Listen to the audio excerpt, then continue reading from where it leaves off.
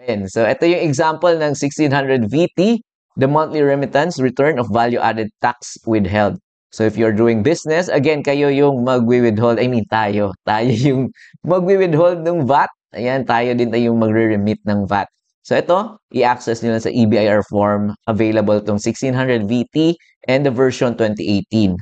And yung other task, ayan, yung summary alpha list of withholding taxes. So, yung same pa din yung gagamitin natin pag nagsasouth tayo for the 2307, but may button doon na for the 1600 VT.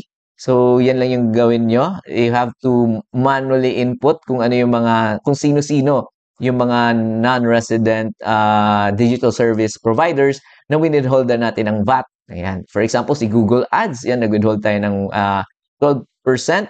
Example, yung conversion pala nito is, gagamitin natin is yung Bankers Association of the Philippines na conversion or yung exchange rate. Yun yung gagamitin natin. But in most cases, if in pesos naman, so walang problem. Pwedeng yun na yung gamitin natin is kung in pesos na yung binil sa atin ng non-resident digital service providers. So ito yung example natin yan. Nag-withhold kayo ng 12% from your 1,000 payment. So yung 120 na tax withheld ninyo, yan yung kayo na yung magbabayad niyan.